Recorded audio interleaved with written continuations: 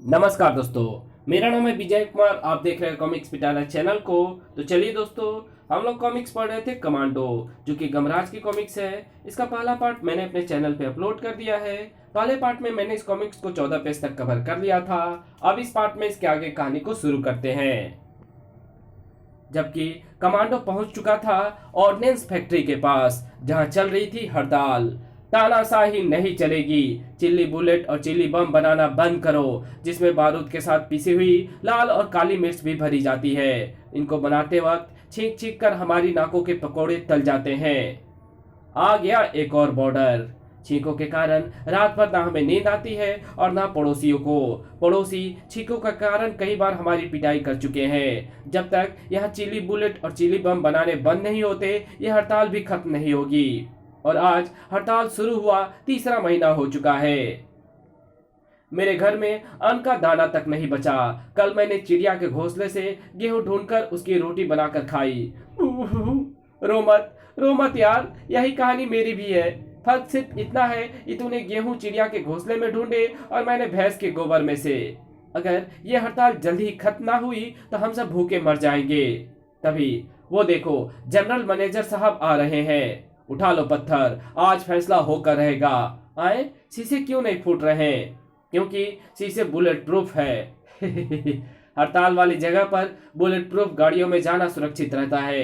इसी वक्त वहां आ पहुंचा था कमांडो। इस कार के शीशे ऐसे नहीं फूटेंगे, बल्कि ऐसे फूटेंगे। बम! अरे बाप रे!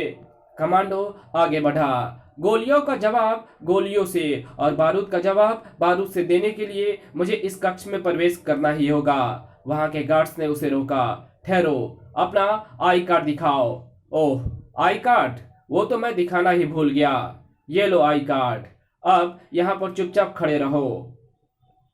अंदर पहुंचकर कमांडो की आंखों की चमक एकाएक ही बढ़ गई। इतना सारा गोला बारूद, इसे तो मैं शहर के सारे बॉर्डर को जीत लूंगा। भर लूं इन गोलियों से अपनी जेबें, भर लूं इन गोलियों से अपनी गने।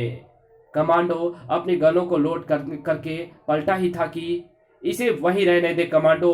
अब मैं तुझे इस संगीन लगी गन से खत्म कर दूंगा। गमराज ने पूरी शक्ति के साथ संगीन कमांडो के पेट में घुसेड़ दी। लेकिन अरे, ये तो लोहे से लोहे के टकराने की आवाज है। टन! गमराज ने संगीन से चीर डाला कमांडो के ड्रेस को। ओह नहीं, ये तो मशीनी मानव लग रहा है। तुम फिर मुझे रोकने आ गए। इस बार मैं तुम्हें बचकर नहीं जाने दूंगा। गुरु अब ये गोलियां दागेगा। संकालो, मुझे याद है कि 4ठी कक्षा में मैंने लॉन्ग जंप में प्रथम पुरस्कार जीता था। आज एक बार फिर उसी छलांग की जरूरत है। जंप! तभी कमांडो की नजर एक बॉक्स पर पड़ी। आज ही भर भर कर गोला बारूद से खेलेगा कमांडो, क्योंकि आज उसे जीतनी है बड़े मोर्चे की बड़ी लड़ाई। कमांडो बारूद घर से बाहर आया और उसने फैक्ट्री के गार्ड्स पर गोलियों की और बमों की बारिश कर दी। आज एक और बॉर्डर पर अपनी जीत कायम करूंगा। संकालो के रोंगटे खड़े हो गए। गुरु, कुछ करो। गुरु, इस तरह तो ये लाशों के ढेर लगा देगा। एक बात मेरी समझ में आ रही है संकालू, कि अगर मेरी वो तरकीब काम कर गई तो कमांडो जिंदा नहीं बचेगा, मगर मेरी उस तरकीब को पूरा करने के लिए हम तो जिंदा रहेंगे ना। गमराज एवं संकालू कमांडो की निगाहें बचाकर एक बार फिर बारूद घर में प्रवेश कर गए। आखिर तेरी योजना क्या है गुरु? कमांडो मशीनी मानव है संकालू। इस पर छुरी, चाकू एवं गोलियां असर नहीं करेगी। उस पर असर करेगी ये बम, जो अब मैं उसकी तरफ फेंकूंगा। तो अब कानों में उंगली दे, वरना तेरे कान कहीं फट ना जाए। बम! अब गमराज और संकालू ने आंखें खोली। याहू! कमांडो मारा गया। पर गुरु, यहाँ तो सिर्फ मशीनी मानव के टुकड़े फैले हुए हैं। उसका सिर कहाँ गया? और तभी तड़ाक! ओह, ये रहा कमांडो का सिर। तुम चाहो तो मैं बच सकता हूँ गमराज। आए, ये कौन बोल रहा है? मैं बोल रहा हूँ कमांडो। तुम बोल कैसे रहे हो? तुम तो खत्म हो चुके हो। मेरा मशीनी शरीर खत्म हो गया है, मगर मेरा दिमाग अभी जिंदा है। मुझ में एक दिमाग ही है जो मेरा है, बाकी सारा जिस्म मशीनी था। ये कैसा रहस्य है कमांडो? आखिर तुम कौन हो? अपना गम गमराज को नहीं बताओगे तो फिर किसे बताओगे? ठीक है, बताता हूँ। बहुत दिन पहले, यही कोई 730 दिन पहले, हमारे पड़ोसी मुल्क ने बॉर्डर पर बनी हमारी चौकी पर कब्जा करने के लिए हमला कर दिया था। दोनों तरफ से जमकर गोलीबारी हुई, मगर जल्दी हमारे पास गोलियों बमों का स्टॉक खत्म हो चुका था। तो हमने उन पर जूतों और चप्पलों की हमला शुरू कर दिया।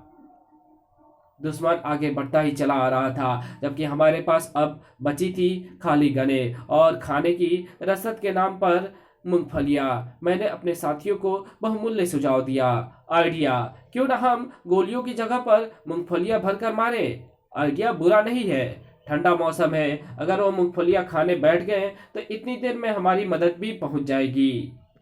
हमने वैसा ही किया। हमारा फेंका तीर निशाने पर लगा। दुश्मन मूंगफलियां खाने में बिजी हो गया। दुश्मन भागकर कहाँ जाएंगे? उनके पास गोला बारूद भी खत्म हो चुका है। मूंगफलियां खत्म होते ही हम उन पर हमला कर देंगे। उन भोकों ने जल्दी सारी मूंगफलियां चट कर डाली। और है नहीं, पर थोड़ी देर बाद हमारे साथी ले आएंगे, तब तक इंतजार करना। दुश्मन मूंगफली के लालच में मोर्चे के आगे नहीं बढ़ा। मूंगफली आई कि नहीं? अभी नहीं आई, पर तुम वही रहना, वरना हम तुम्हें मूंगफली नहीं देंगे। ठीक है, हम यहाँ पर रुके हुए हैं। पर तब तक बहुत देर तक भी उन्हें जब उन्हें बहुत देर तक भी उन्हें मूंगफली ना मिली तो हम और इंतजार नहीं कर सकते। हम आ रहे हैं।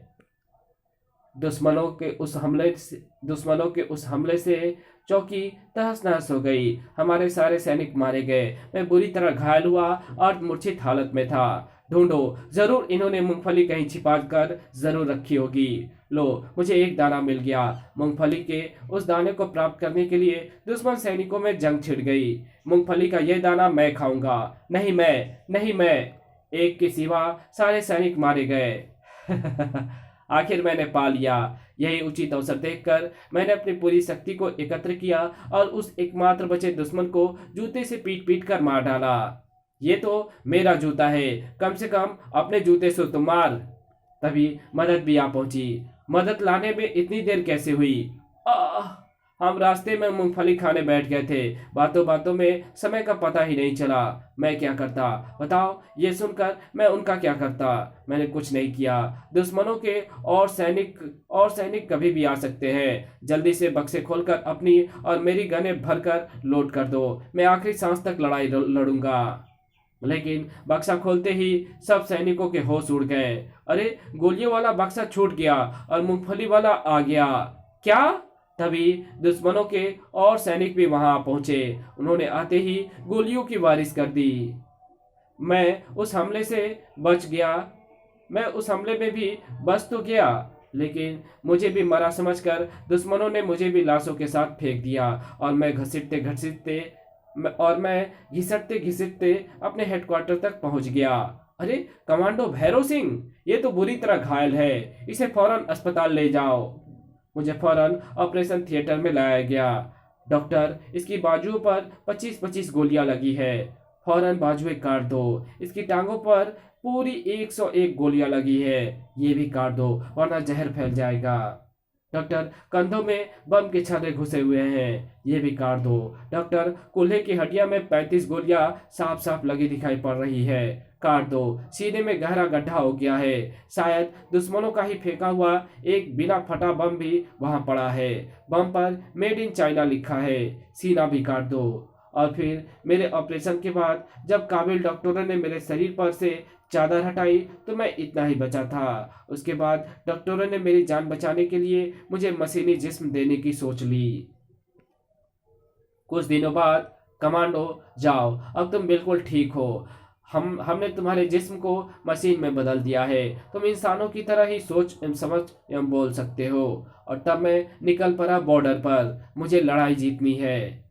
कहीं भी लड़ाई देखते ही मेरे जहन में सिर्फ यही शब्द गूंज उठते थे, बॉर्डर आ गया, बॉर्डर। और मैं उस लड़ाई को जीतने के लिए मैदान जंग में कूद पड़ता था। बस यही मेरी कहानी है। मेरे सिर को उन्हीं दोनों काबिलों डॉक्टर के पास पहुंचा दो ताकि वो मुझे फिर से नया जिस्म दे दें। उसके बाद फिर तुम क्या करोगे? नए बॉर्डर, नई लड़ाई की तलाश करूंगा। मगर गमराज ने उसके सिर को म्यूजियम में भिजवा दिया। आप ही बताओ पाठकों, और क्या करता मैं। इसी के साथ ये कहानी यही खत्म होती है। मिलेंगे आपसे एक और नई कॉमिक्स में, तब तक के लिए बाय। वीडियो अच्छी लगी हो तो इस वीडियो को लाइक कर देना, चैनल पर नए हो तो चैनल को सब्सक्राइब कर बेल आइकन को जरूर प्रेस कर देना, और जहां इस वीडियो की जरूरत हो वहां इसको शेयर जरूर कर देना। Thanks for watching my videos.